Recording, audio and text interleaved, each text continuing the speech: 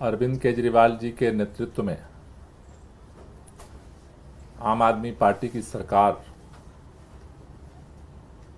दिल्ली के लोगों को प्रदूषण से बचाने के लिए दिल्ली में जिस तरह से इस साल दिल्ली के लोगों को हीट वेव का सामना करना पड़ा, जिस तरह से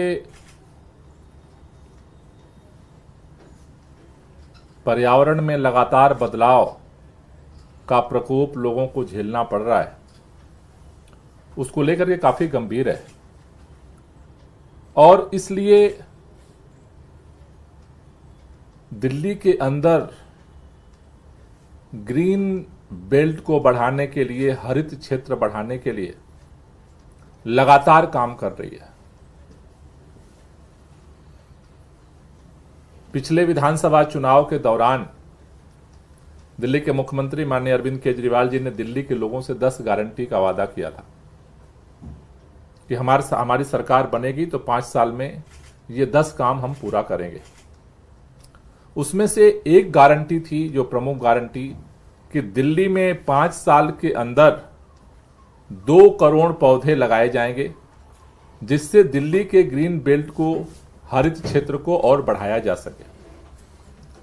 हमें इस बात की खुशी है कि दिल्ली के अंदर काम करने वाली सभी एजेंसियों के साथ मिलकर के हमने 4 साल में ही 2 करोड़ पौधे लगाने का काम पूरा किया। और इस साल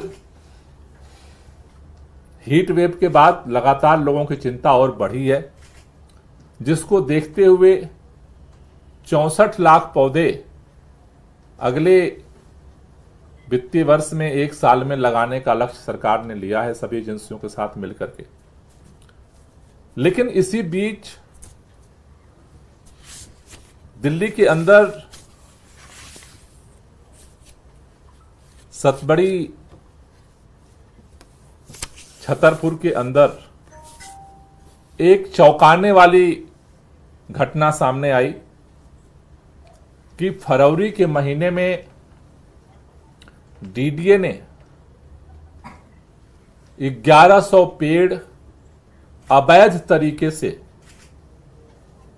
बिना किसी एजेंसी के, बिना सरकार के परमिशन के, सभी नियमों का उल्लंघन करते हुए काट दिया। सुप्रीम कोर्ट के अंदर इसकी सुनवाई चल रही है।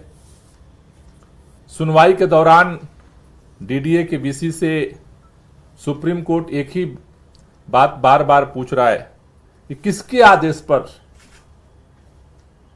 1100 पेड़ देश की राजधानी में अवैध तरीके से काट दिए गए। सुप्रीम कोर्ट बार बार पूछ रहा है कि क्या एलजी के आदेश पर काटे गए, क्योंकि डीडीए के कुछ इंजीनियर्स के मेल सामने आए हैं, जिसमें इस बात का जिक्र है कि एलजी के मौखिक आदेश पर वहां पे दौरा हुआ था और उनके मौखिक आदेश पर जो है ये पेड़ काटे गए। सुप्रीम कोर्ट इसकी सच्चाई जानना चाहता है। डीडीए वीसी से उन्होंने अगली हियरिंग पर इसका जवाब कोर्ट के सामने सबमिट करने के लिए बोला है। साथ ही साथ लास्ट हियरिंग जो 26 तारीख को हुई, 26 जून को, उसमें सुप्रीम कोर्ट ने फॉरेस्ट विभाग से भी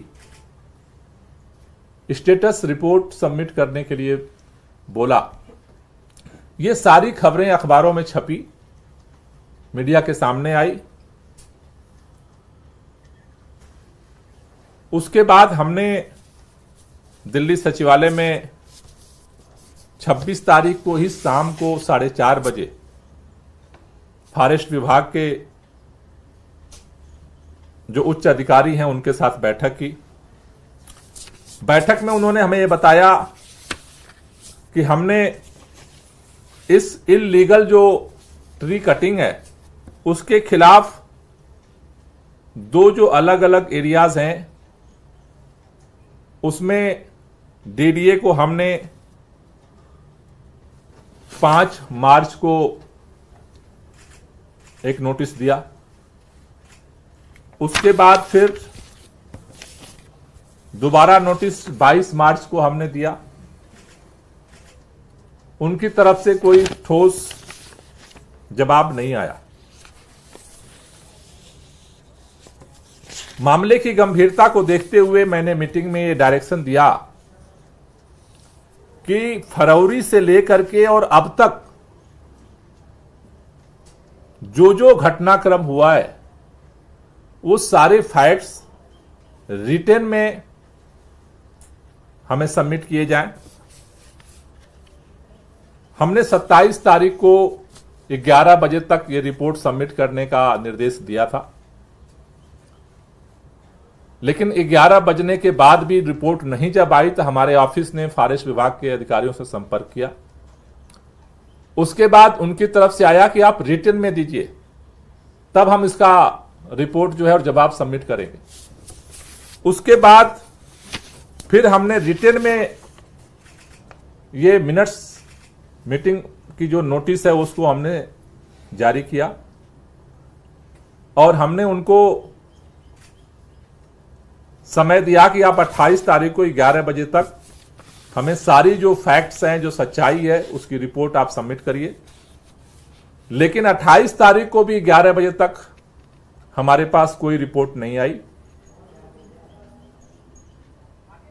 जो फॉरेस्ट के अधिकारी हैं सीनियर, उन्होंने कहा हम छुट्टी पर चले गए। उसके बाद फिर हमने 28 तारीख को 11 बजे के बाद फिर हमने नोट भेजा कि ये बहुत ही सीरियस मामला है। दिल्ली के लोग जिस तरह से प्रदूषण से जूझते हैं, जिस तरह से संकट आता है, हम एक एक पेड़ बढ़ाने की दिल्ली में कोशिश कर रहे हैं और देश की राजधानी में बिना परमिशन के इलीगल तरीके से 1100 पेड़ काट दिए गए। ये किसी भी कीमत पे बर्दाश्त नहीं किया जा सकता है। आप इसकी रिपोर्ट दीजिए। लेकिन कल शाम तक हमें रिमाइंडर नोट भेजने के बाद भी हमारे पास रिपोर्ट नहीं सबमिट की गई। ऐसी परिस्थितियों को देखते हुए हमने आज ये निर्णय लिया, इसकी गंभीरता को देखते हुए, क्योंकि जिस तरह से अभी समर एक्शन प्लान के तहत